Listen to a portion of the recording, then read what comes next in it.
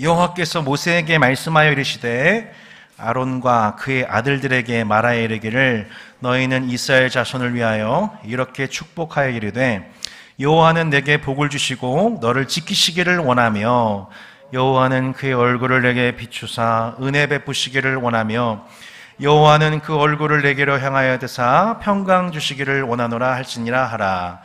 그들은 이같이 내 이름으로 이스라엘 자손에게 축복할지니 내가 그들에게 복을 주리라. 아멘. 자, 우리가 영숙이 친구, 우리 민숙이 말씀을 강지사님 안 계신 사이에 열심히 보다가 오늘 드디어 민숙이 친구 강영 집사님을 뵐 수 있으니 얼마나 행복한지 모르겠습니다. 우리 집사님을 비롯해서 오늘도 좀 많은 분들이 코로나 걸리시고 감기, 몸살, 후두염 난리가 아닙니다. 하나님께서 오늘 이 밤 한 분 한 분 깨끗하게 씻어주시고 회복하게 하여 주신 은혜가 있기를 축복합니다. 민수기 1장부터 6장 말씀 잠깐 요약해 보겠습니다. 세속과 죄악과 마귀를 심판하는 여호와의 전쟁에 나갈 만한 군대 60만 3,550명을 하나님께서 1차로 계수하셨죠. 하나님의 임재와 주권의 상징 성막입니다. 이 성막을 동서남북으로 세 지파씩 총 12지파가 진영을 이루었죠. 그리고 그 지파 12지파 안쪽에는 그 진 중심으로 성막 기구를 운반하고 성막을 보호하는 데 헌신된 레위지파 그리고 제사장들이 또한 동서남북으로 성막을 둘러쌌습니다. 그 레위지파 중에서도 제사를 담당하는 자들이 헌신된 자들이 제사장들이었죠. 자, 그렇게 12지파와 레위지파와 제사장들이 헌신되었고요. 또 그 외에도 자발적으로 하나님께 헌신한 사람들 곧 누구죠? 나실인들. 그렇게 12지파, 레위지파, 제사장, 나실인들 이 온갖 이스라엘 백성들이 하나님께 헌신되어 그리스도 예수의 몸된 교회를 이루게 되었음을 우리는 민수기 1장부터 6장 통해서 저희가 보게 됩니다. 그러니까 민수기 말씀은 무엇을 상징하고 있는 거예요? 그리스도, 머리 대신 그리스도의 몸된 교회, 연합된 교회를 상징하는 그림이라고 설명드렸죠. 자, 오늘 본문은 이렇게 그렇게 그리스도께 헌신된 주님의 구별된 몸된 교회를 이루었을 때 그 교회를 향한 하나님의 축복 기도가 나옵니다. 아론의 축복이라는 CCM 혹시 아시나요? 아론의 축복? 네. 아론의 축복으로 유명한 민수기 6장 오늘 본문 22절로 27절의 말씀, 곧 아론의 축도죠. 축도. 하나님께서 모세를 통해서 아론과 그의 아들들 곧 제사장들이 어떻게 백성들을 축복해야 하는지, 제사장이 어떻게 백성들을 축복해야 하는지를 하나님이 모세 통해 직접 가르쳐 주셨어요. 너희는, 자, 말씀 보실까요? 23절, 아론과 그의 아들들에게 말하여 이르기를 너희는 이스라엘 자손을 위하여 이렇게 축복하여 이르되, 라고 했죠. 마치 예수님께서 제자들에게 너희는 이렇게 기도하라, 제자들에게 너희는 이렇게 기도하라 라고 예수님께서 제자들에게 기도하는 법을 가르쳐 주시듯이 하나님이 제사장들에게 너희는 백성들을 이렇게 축복해 주렴이라고 명령하신 것이죠. 그래서 오늘 본문의 별명이 뭐냐면 구약의 주기도문이에요. 뭐라고요? 구약의 뭐라고요? 구약의 주기도문. 또 다른 별명이 있어요. 아브라함의 축복기도문이에요. 아브라함 축복기도문. 창세기 12장에서 하나님께서 아브라함에게 너는 복이 될지라 축복하시듯 이스라엘을 축복하시는 내용이 오늘 본문 안에 고스란히 담겨져 있기 때문에 이걸 뭐라고 한다고요? 아브라함의 축복기도문, 이렇게도 우리가 별명을 붙일 수가 있는 것이죠. 오늘 주기도로 기도한 철야 예배 통해 하나님 앞에 기도하러 나오신 성도 여러분, 우리 또한 우리가 우리의 생각으로 기도하는 게 아니고 우리의 마음으로 기도하는 게 아니고 내 기도 제목 붙잡고 기도하는 게 아니고 주님이 말씀을 통해 우리에게 너희는 이렇게 기도하라, 너희는 이렇게 뭐하라? 축복하라 라고 말씀해 주신 주님의 교훈에 따라 여러분 하나님께 기도하고 축복하는 이 마음 되시기를 예수 이름으로 축복합니다. 첫 번째 기도가 무엇입니까? 24절에 이렇게 나와 있습니다. 여호와는 내게 복을 주시고 너를 지키시기를 원하며. 자, 한번 해볼까요? 한번 시작. 여호와는 내게 복을 주시고 너를 지키시기를 원하며. 이게 첫 번째 축복 내용이에요. 하나님은 무엇보다 이스라엘에게 복을 주고 싶어 하시는 분이세요. 왜요? 하나님이 하나님의 복으로 충만하신 분이기 때문에. 하나님은 만복의 근원이십니다. 여러분, 하나님 만복의 근원이십니다. 그 만복의 근원이신 하나님이 자녀된 이스라엘에게 복을 주고 싶어 하세요. 당신이 누리고 있는 것을 그대로 이스라엘이 공유받는 것을 기뻐하세요. 창세기 1장을 보면 하나님이 창조하신 이 세상이 하나님의 복을 받았습니다. 그리고 모든 생물들이 복을 받았습니다. 또한 그 누구보다 인간이 복을 받았습니다. 어떤 복을 받았습니까? 생육하고 번성하라, 땅에 충만하라, 정복하라. 이 세상 모든 만물을 다스리는 제사장의 복을 받았습니다. 창세기 12장을 보면 아브라함이 복을 받았습니다. 너는 복이 될지라. 온 세상이 너로 인하여, 온 세상이 너로 인하여 그 복을 받게 하시는 그 복을 아브라함이 받았지요. 출애굽기 19장을 보면 하나님이 이스라엘을 복 주셨습니다. 너희는 나의 소유다. 너희는 거룩한 나라다. 너희는 제사장이다. 라고 하는 복을 주심으로 온 열방을 복되게 하는 나라가 되게 하셨습니다. 그리고 우리는 아브라함의 자손이요 영적 이스라엘에 속하게 된 자로서 예수 그리스도 안에서 아브라함과 이스라엘과 더불어 동일한 복을 받게 되었습니다. 할렐루야. 우리는 아브라함과 이스라엘과 더불어 예수 그리스도 안에서 동일한 복을 받은 자들입니다. 그런데 이 복을 주다라는 이 단어, 바라크라고 한 단어는 무릎을 꿇다라는 의미가 있어요. 뭐라고요, 여러분? 무릎을 꿇다. 이 복을 주다라는 단어라는 단어와 이 바라크라는 단어인데 이 또 다른 의미가 있는데 그게 뭐냐면 무릎을 꿇는다는 의미예요. 한 어근에서 나왔어요. 한 뿌리에서 나왔어요.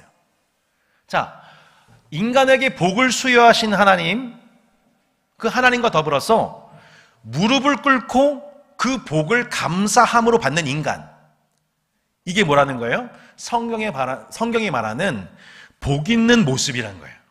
다시요. 복을 주시는 하나님과 그 복을 무릎을 꿇고 받는 인간, 그 모습이야말로 성경에서 말하는 참으로 복된 모습, 보기에 참 좋은 모습이라는 거예요. 성도 여러분, 하나님 앞에 무릎을 꿇는다는 것이 얼마나 중요한 태도인지 모릅니다. 야곱이 언제 복을 받습니까? 그의 환독뼈가 부러졌을 때 복이 임합니다. 그의 힘의 근원이 약해지고 마침내 하나님만을 전심으로 붙잡을 그때 하나님의 진짜 복이 임합니다.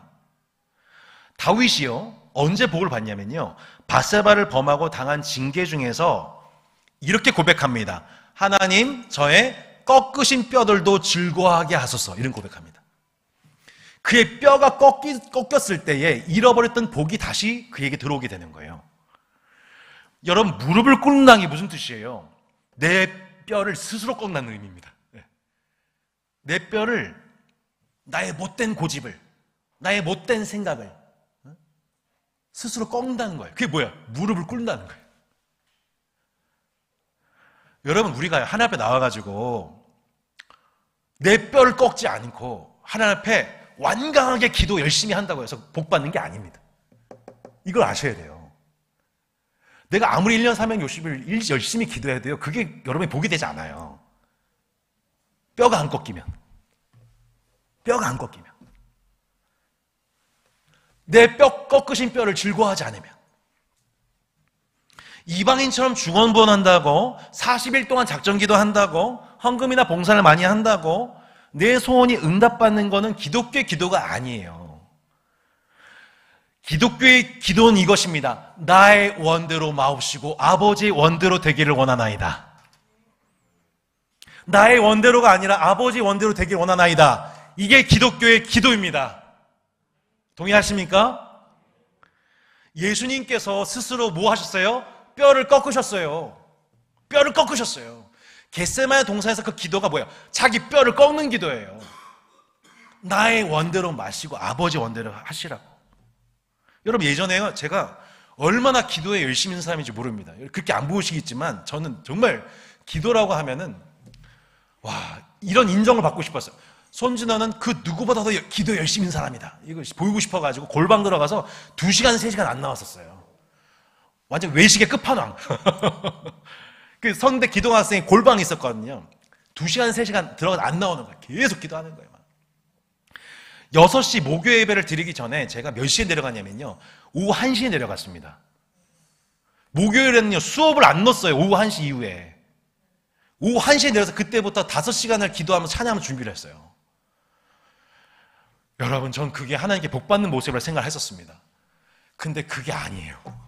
너무 허무하게도 그게 아니에요. 물론 그 5시간을 기도한 그 결과 내 고집이 꺾여지고 나의 원대로 마시고 아버지 원대로 해주세요라는 기도가 마침내 결론이 날 때 그게 복된 거지. 남들 보기에 기도 많이 하는 사람은 칭찬받는 건 전혀 중요한 게 아니더라고요. 너무 부끄러워요. 많이 기도하는 것보다 중요한 것이 이것이라는 것을 너무 뒤늦게 안 거예요. 그게 뭐예요? 하나님을 경배하는 거죠. 하나님을 경배하는 거예요. 하나님 경배하는 거. 그분께 무릎을 꿇고 엎드리는 것. 이게 뭐예요? 경배하는 거예요. 여러분, 하나님 경배하고 계신가요? 하나님 경배하시나요? 하나님 경배하고 계시나요? 예. 많은 사람들이 하나님 인정하면서 하나님 경배하지 않습니다. 하나님을 찬양한다 하면서 경배하진 않아요. 그죠? 많은 사람들이 하나님을 노래하고 찬미하지만 그분께 경배하지 않습니다. 무릎을 꿇지 않습니다. 뼈를 꺾지 않습니다. 진짜 복된 상태가 뭐냐? 하나님과 우리 사이에 진짜 복된 상태가 뭐냐면, 하나님, 제가 무릎을 꿇고 엎드려서 고백하는 거예요. 하나님, 난 당신 없으면, 당신이 복이 없으면 한순간도 살 수 없다는 거 인정하고 표현하는 거예요. 그래서 하나님께서 말씀하신 대로, 복을 주신 대로 순종하겠다고 마음과 의지를 드리는 거죠. 하나님께서 직접 그 뼈를 꺾으시지 않아도 내 스스로 그 뼈를 꺾는 행동, 그게 뭐예요? 무릎을 꿇는 거예요. 그 무릎을 꿇는 거. 여러분, 오늘 여러분 혹시 감동되신다면 이따 기도회 때 무릎을 꿇으세요. 그 자리에서 무릎을 꿇으세요. 혹시 저 사모님 담요 있죠, 그죠? 담요에 어디 좀 세팅 좀 해주셔서 좀 이따가 정말 필요하신 분 담요에 놓고 무릎을 꿇으세요. 저는 군 시절부터 훈련된 습관이 하나가 있어요. 그게 뭐냐면, 일어나자마자 바로 무릎을 꿇는 거예요. 네. 바로 그 자리에 엎드리는 거예요. 엎드리는 거예요. 왕 대신 하나님 앞에 얼굴을 땅에 묻고 하나님 경배하는 거예요. 왕이신 하나님, 높임 받아주세요. 나 오늘도 주님 뜻대로 살겠습니다. 네. 여러분, 우리는 찬양으로 주님을 노래하는 것을 너무 좋아합니다만 주님을 높여드리는 더 본질적인 예배가 있다는 것을 까먹고 삽니다. 그게 뭐예요? 경배입니다. 경배. 찬양은 하나님을 칭찬함으로 높여드리는 것이지만 경배는 무엇입니까? 나를 낮춤으로 하나님을 높여드리는 것입니다. 할렐루야. 찬양과 경배를 드리시기를 바랍니다.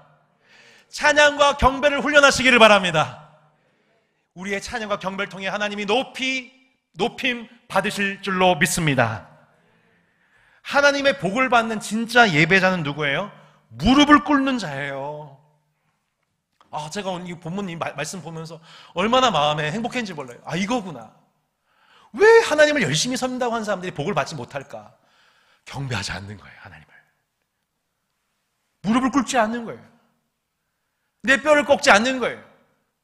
여전히 내 건강을 의지하고, 여전히 내 힘을 의지하고, 내가 잘하는 거 의지하고, 내가 강한 거 의지하는 거죠. 아니에요. 내 뼈를 꺾어야 됩니다. 나를 꺾고 자신을 부인하고 하나님을 인정하고 순종하는 거예요. 그렇게 낮은 자리에서 하나님을 경배한 자에게 하나님의 복이 흘러 들어갈 것입니다. 넘치도록 축복해 주실 것입니다. 그죠? 할렐루야. 하나님을 경배하고, 하나님 경배하는 자, 내 자신을 꺾고, 아버지 선하신 처분에 모든 거 맡겨드립니다. 하나님 나보다 훨씬 더 나를 사랑하시는 분이고, 하나님은 나를 정말로 잘 아시는 분이시고 내게 필요한 것을 알맞게 주시는 분이십니다 라는 걸 믿고, 많은 기도가 아니라 분명한 태도로서 하나님 아침에 일어날 때마다, 시간이 될 때마다, 여러분이 경배하는 기도를 이슬람 교도들한테 뺏기면 안 돼요. 그들은 하루에 5번 경배해요. 그 자리에서 헛된 신에게 5번 경배합니다. 여러분, 우리가 근데 참된 신께 경배해야 한다고 생각해 보세요. 참된 하나님께 우리가 참된 경배 드린다고 생각해 보세요. 하나님 그 예배자에게 놀라운 복을 허락하여 주실 것입니다. 하나님은 그렇게 당신의 복이 흘러 넘치기를 원하세요. 근데 그 복은 누구한테 임한다는 거예요? 무릎을 꿇는 자에게, 자신을 꺾는 자에게, 경배하는 자에게 그 복이, 하나님의 복이 흘러들어오게 됩니다. 그 누구보다 많이 하나님을 경배했던 다윗이 하나님께 대해서 얼마나 많은 별명을 붙여드렸습니까? 하나님 당신은 피난처세요, 하나님 나의 보호자세요, 피할 바위세요, 요새세요, 산성이세요. 다 무슨 표현이요? 나를 지키신다. 하나님 나를 지키시는 분. 다윗이 고백했던 하나님은 어떤 하나님이에요? 나를 지키시는 하나님, 나를 지켜주기를 원하시는 하나님이시죠. 평생 다윗을 수많은 대적들이 대적했지만 여러분, 아무도 다윗을 해하지 못했어요. 아무도. 심지어 다윗이 징계당한 중에도 원수들이 그를 해하지 못했어요. 왜요? 하나님이 그를 지키시는 분이시기 때문이죠. 여러분, 이스라엘 백성들이 코인 노래방 가서 가장 많이 불렀던 노래가 뭘까요? 놀랍게도 아무도 안 웃으시는군요. 여러분, 광야에 코인 노래방이 어디 있어요? 예. 비유하자면 그렇다는 얘기죠. 네. 모두 그 이문영 사모님과 비슷한 기질이시군요. 네. 가장 많이 불렀던 그게 뭘까요, 여러분? 시편 121편입니다. 시편 121편 500원 넣고 불렀을 거예요. 예. 그 찬양이 뭘까요? 그만하겠습니다. 내가 산을 향하여 눈을 들리라. 나의 도움이 어디서 올까? 나의 도움은 천지를 지으신 여호와에게서로다. 아멘. 여러분, 시편 기자가 이 노래를 부르는 거예요. 기가 막힌 노래예요. 시편 기자가 뭐라고 고백해요? 내가 산을 향하여 눈을 들리라. 나의 도움이 어디서 올까 하면서 산 보면서 이렇게 무슨 생각했을까요? 그 나의 도움은 천지를 지으신 여호와에게서로다. 여러분, 시편 기자가 지금 무슨 얘기하고 있는 거예요? 여러분, 당시에 예루살렘 근방으로는 시온산을 비롯한 수많은 험산 준령들이 예루살렘을 둘러싸고 있습니다. 그래서 이스라엘을 침략하기 어려울 정도로 이 난공불락의 요새가 바로 예루살렘이었습니다. 근데 그 산들이 결국 이스라엘을 지켜주었나요? 그렇지 못합니다. 결국에는 바벨론의 포로가 되어 다 끌려가게 되죠. 나중에 포로되었던 이스라엘 백성들이 70년 만에 귀환하게 되고 다시 성전에 올라간 노래를 불렀던 노래가 시편 121편이에요. 뭘 고백하고 있는 거예요? 야, 내가 산을 향하여 눈을 들리라. 나의 도움이 어디서 올꼬? 이게 무슨 뜻이에요? 저 산들이 자신 민족을 지켜줄 것이라 생각했던 것은 착각이었다는 거예요. 진짜 이스라엘을 지키시는 분은 누구세요? 여호와 하나님이시죠. 그러니까 그 산들을 보면서 무슨 생각하는 거예요? 저 산들, 저게 나를 호위해 줄 거고, 저게 나를 지켜줄 거고, 내 평생 안전을 지켜줄 거라 생각했던 그 산들, 그건 다 헛된 것이었어. 진짜 나를 지키시는 분은 여호와 하나님이시구나의 고백이 뭐예요? 시편 121편이죠. 사랑하는 여러분, 혹시 여러분도 혹시 이스라엘 백성들처럼 저걸 갖고 있으면 저것이 나를 안전하게 평생 지켜줄 거라고 생각하는 그 요새, 그 산들, 여러분, 그것이 무엇입니까? 내 건강입니까? 부동산입니까? 재산입니까? 자녀입니까? 그 무엇입니까? 우리가 시편 121편의 찬송을 부르면서 나의 전 인생과 죽음과 영원한 생명이 이르도록 내 존재를 진짜 진실로 지켜줄 수 있는 분은 오직 여호와 하나님 한 분뿐임을 고백하시는 여러분 되시기를 바랍니다. 두 번째, 25절과 26절의 말씀을 함께 보겠습니다. 25절, 26절 같이 한번 읽어보겠습니다. 여호와는 그의 얼굴을 내게 비추사 은혜 베푸시기를 원하며 여호와는 그 얼굴을 내게로 향하여 드사 평강 주시기를 원하노라 할지니라 하라. 아멘. 뭐라고 말씀해요? 여호와는 그의 얼굴을 내게 비추사 은혜 베풀기를 원하며, 여호와는 그 얼굴을 내게로 향하여 드사 평강 주시기를 원하노라. 여러분, 창세기 3장에서 범죄한 아담과 하와에게 나타난 첫 번째 반응이 무엇이었습니까? 그들이 그날 바람이 불 때 동산에 거니시는 여호와 하나님의 소리를 듣고 아담과 그의 아내가 여호와 하나님의 낯을 피하여 동산 나무 사이에 숨은지라. 인간은 범죄함으로 하나님의 얼굴을 볼 수 없게 되었습니다. 죄에 대해서 진노하시는 하나님의 임재를 감당할 수 없게 되었어요. 여러분, 징계를 당하는 자녀에게 있어서 가장 큰 은혜는 무엇입니까? 그 자녀의 그 죄로 말미암아 분노하고 있던 그 부모님의 얼굴이 아닌, 그 분노가 사라지고 미소로 다가오는 부모의 얼굴을 볼 때, 그것이 자녀에게 축복이죠. 구약의 역사는 범죄한 이스라엘에게 다시 재방문하시고 다시 얼굴을 비추어 주시는 하나님의 끝없는 사랑입니다. 하나님께서 이스라엘에게 얼굴을 비추시기를 원하시고 은혜 베풀기를 원하신다는 것입니다. 그 얼굴을 이스라엘을 향하여 평강 주기를 원하신다는 것입니다. 여러분, 우리가 왜 복된 자인가? 우리가 예수 그리스도 안에서 왜 복된 자인지 여러분 생각해 보세요. 아무리 하나님이 살아계셔도, 아무리 하나님이 전능하셔도 그 하나님이 우리를 향하여서 진노하고 계시다면 여러분, 그것은 우리에게 복이 될 수 없어요. 그 하나님 우리에게 복이 될 수 없어요. 그죠? 하나님이 우리에게 복이 되는 이유는 뭐냐면, 하나님이 우리를 향한 그 진노의 얼굴을 푸시고 우리를 향해서 얼굴빛을 비추어 주시기 때문이에요.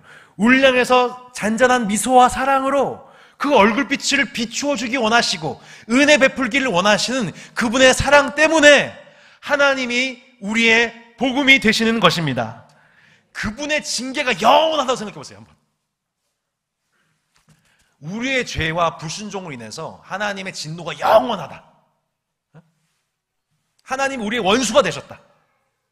생각해 보세요. 얼마나 무서운 일입니까?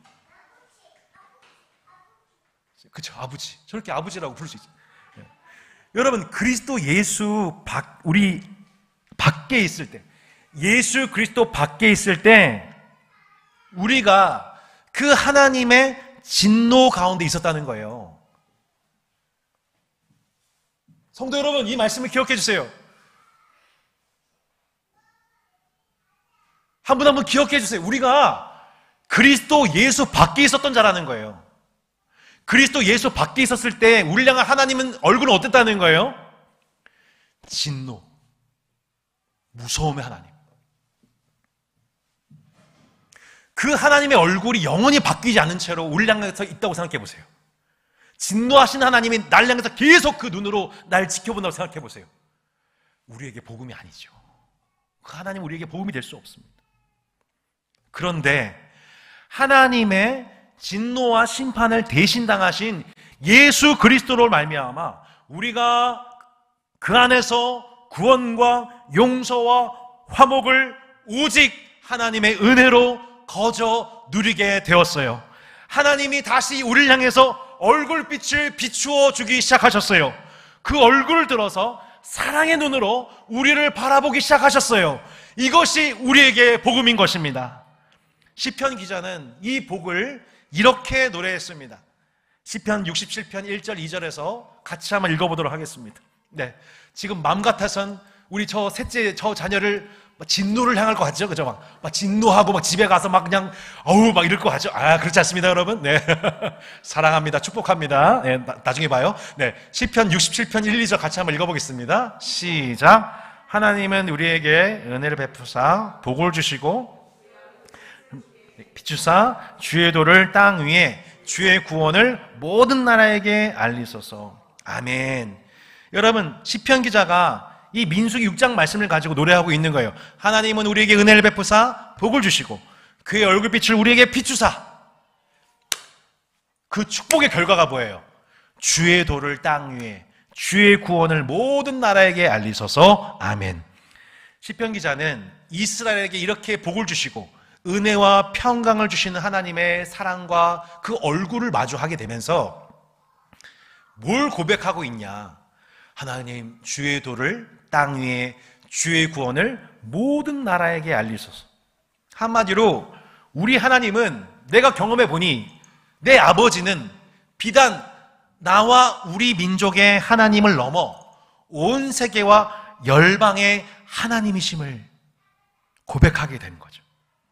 구약의 역사를 통해 하나님의 얼굴을 보았던 이스라엘은 그 얼굴빛으로 동일하게 온 열방을 바라보시는 하나님의 선교를 어렴풋이 알게 됩니다. 어렴풋이 알게 됩니다. 자신들의 민족뿐만 아니라 그 은혜와 평강으로 열방을 복되게 하길 원하시는 하나님의 마음이 비록 간헐적으로나마 이스라엘에게 그 얼굴을 비춰주신 하나님의 얼굴을 볼 때마다 그 하나님의 은혜와 평강, 복주기를 원하시는 하나님의 아름다운 성품을 그들이 알아 누리게 되었던 것이죠.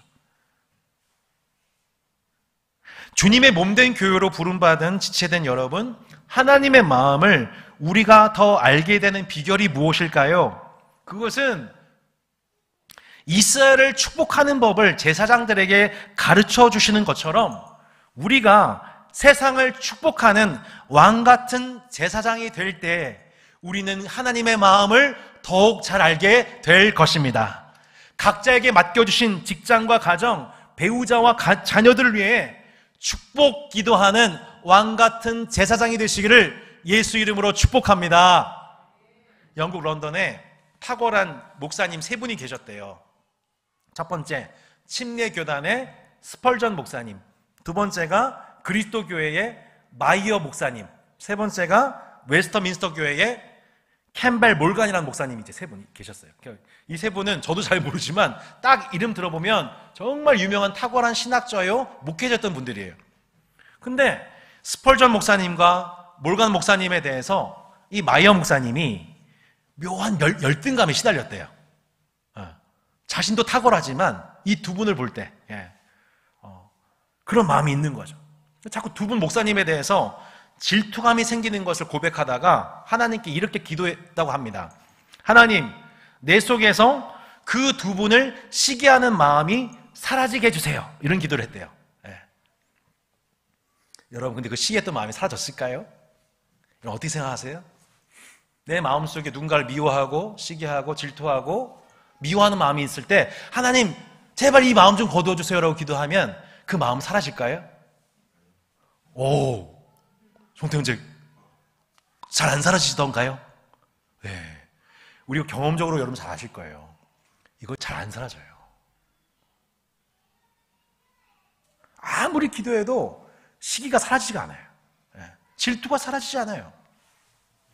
교만한 마음이 사라지지 않아요. 그때 성령님이 이런 마음을 주시더래요.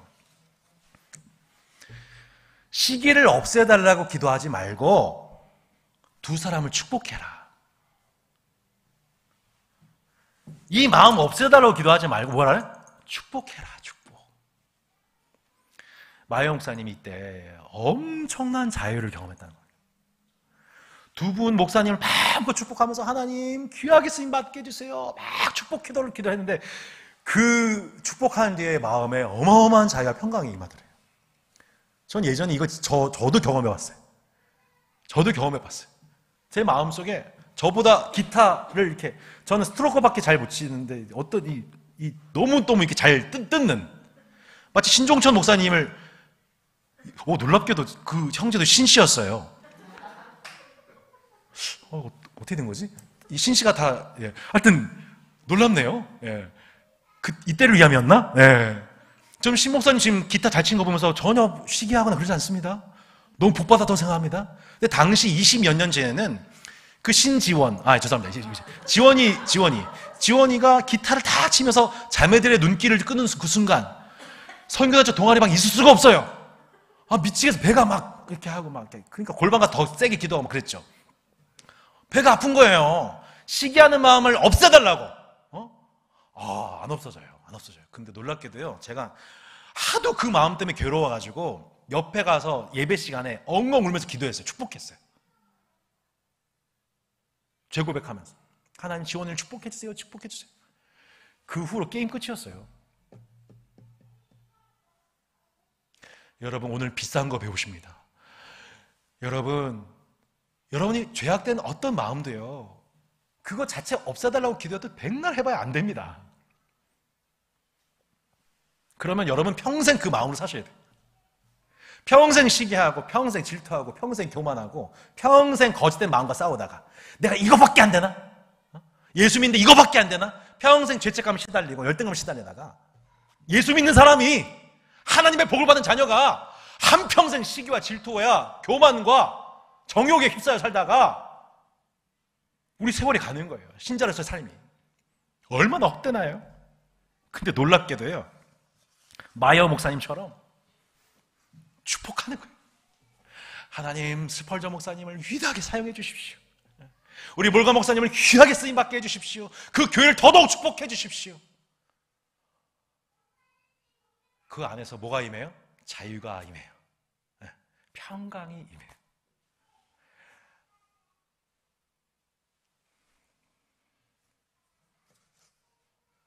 사랑하는 여러분, 주님이 생명을 주셔서 얻은 이 인생인데 내가 지금 내 인생이 내 겁니까, 여러분? 여러분 여전히 여러분 인생 여러분 것이라고 생각하십니까? 예수 그리스도의 피값으로 구속하셨기에 이제 우리 인생은 내게 아니라 하나님의 소유입니다. 하나님이 생명을 여러분에게 빌려주신 거예요. 여러분 믿으십니까? 내 자녀의 인생 자녀 거 아니에요.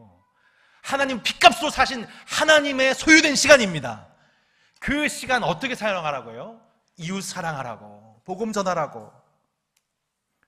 그 생명으로 주신 생명의 기회를 주셨는데 그 생명을 대부분의 시간을 시기하고 질투하고 교만하고 비판하고 원망하면서 살아가는 감정 속에 살지 않은 비결, 축복이라는 거예요. 축복이라는 거예요. 이거밖에 없어요. 저 처음 여기 따스한 교회 들어와서도 마음이 얼마나 힘든지요? 와, 근방에 얼마나 좋은 건물에 교회가 많고, 또 구리에서도 막 버스를 막 셔틀을 와요, 막.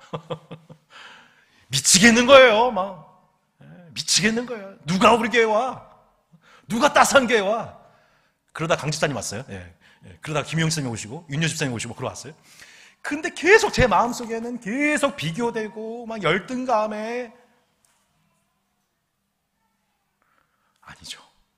하나님, 함께 형제 자매로 세우신 교회들, 지역교회들 축복해 주십시오. 그 교회에 필요한 양떼들 보내어 주십시오. 세우신 교육자들 축복해 주십시오. 함께 주의 나라 이뤄가게 해주십시오. 이 가운데 자유와 생명과 평안을 누리게 되는 것이죠. 사랑하는 여러분, 우리는요, 사람의 반응 보고 순종 여부를 결단하는 게 아니에요. 이해하시겠어요? 저 사람의 태도에 따라서 내 태도를 바꾸는 게 아니에요. 저 사람의 태도를 보고 내 태도를 결정하는 게 아니에요. 우리는 하나님을 경외함으로 그분께 순종하도록 구원받은 자들입니다. 여러분, 절대로 배우자의 그 됨됨이, 이웃의 됨됨이, 형제의 됨됨이, 그것을 보고 사랑하는 게 아니에요. 남이 나한테 해주는 만큼 사랑하는 게 아니에요. 우리는 주님이 나를 대하시는 그 방식으로 형제를 대하기로 결단하는 것입니다. 동의하시나요? 이게 기독교의 복음이에요. 이게 기독교의 복음의 능력이에요. 어떻게 손양호 목사님이 원수된 자에게, 원수된 자를 자신의 자녀로 삼냐 말이죠. 그 사람의 태도에 상관없는 거예요. 할렐루야. 우리는 그 사람 태도 보고 사랑하는 게 아니에요. 주님 보고 사랑하는 것입니다. 나를 위해서 십자가에서 죽으신, 내가 원수 되었을 때에 나를 위해서 십자가에서 죽으신 그 예수님 생각하면서 형제를 사랑하기로 결단하는 것입니다. 기독교의 복음을에서 이탈하지 마시기 바라요. 남이 나를 대접해 주는 만큼 대접하겠다가 아니에요. 우리는 주님이 나를 대접하신 것 때문에 그 형제에게 그 대접을 하는 것. 베드로전서 3장 9절로 11절에 베드로 사도가 이렇게 얘기했습니다. 악을 악으로 욕을 욕으로 갚지 말고 도리어 복을 빌라. 시작. 이를 위하여 너희가 부르심을 입었으니 이는 복을 유업으로 받게 하려 하심이라. 그러므로 생명을 사랑하고 좋은 날 보기를 원하는 자는 혀를 금하여 악한 말을 그치며 그 입술로 괴휴를 말하지 말고 악에서 떠나 선을 행하고 화평을 구하여 이를 쫓으라. 아멘. 너희를 저주한 자를 위하여 뭐하라? 누가복음 6장 28절입니다. 너희를 저주한 자를 위하여 뭐하라고요? 축복하며 너희를 모욕한 자를 위하여 기도하라. 교회가 진짜 세상을 복되게 하는 길이 뭐예요? 이웃을 사랑하고 형제에게 공의를 행하는 길이 뭐예요? 좀 이상한 방법이지만 제일 쉬운 방법이 있어요. 그게 뭐예요? 악을 악으로 갚지 않고 욕을 욕으로 갚지 않고 축복해 주는 거예요. 이게 제일 가볍고 쉬운 멍이에요. 여러분, 이게 제일 가볍고 쉬운 멍이에요. 믿으시기 바랍니다. 주님이 주신 가볍고 쉬운 멍해지시기를 바랍니다. 어떻게 욕을 욕으로 갚을까? 악을 악으로 갚을까? 모욕해 줄까? 가 아니라 축복해 주는 것. 이게 주님이 우리에게 가르쳐 주시는 가볍고 쉬운 멍이에요. 놀랍게도 예수님이 바로 그 십자가 지시기 전에 저와 여러분을 위해서 겟세마네에서 우리를 위해서 축복기도 하셨던 거예요.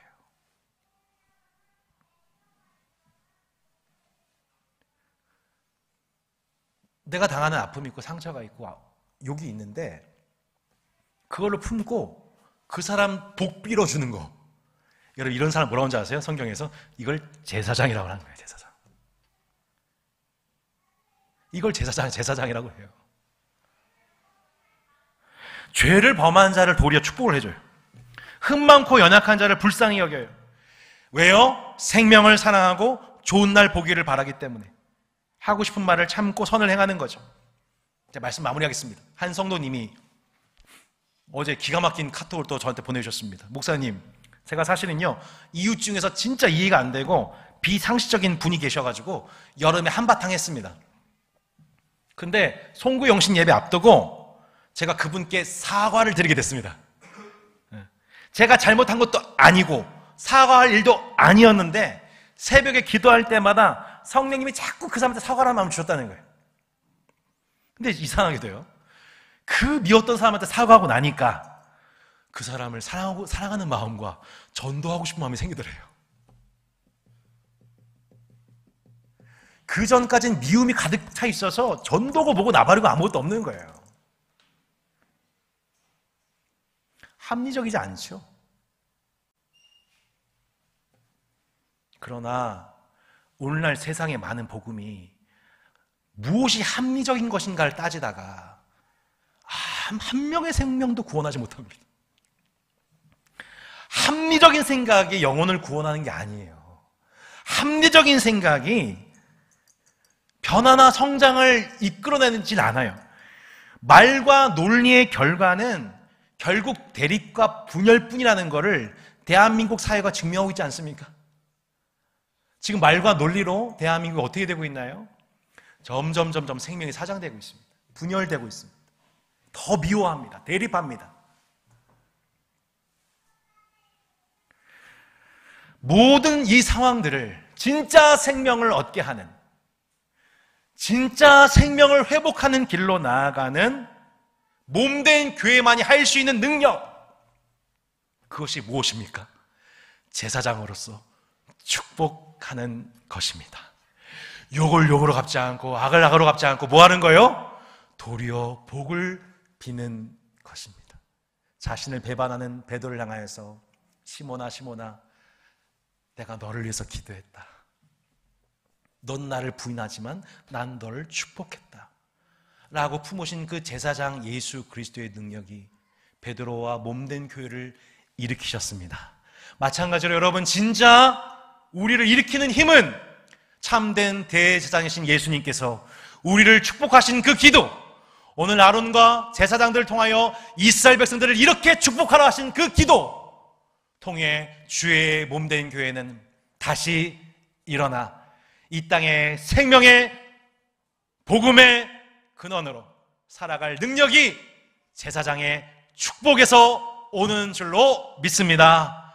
그러므로 오늘 참된 대제사장이신 예수 그리스도로 말미암아 은혜와 평강의 복이 있기를 축복합니다. 이 땅의 제사장으로서 여러분도 이 세상의 모든 이웃과 가족들과 전도 대상자를 이름 불러 축복하는 제사장이 되시기를 축복합니다. 아멘.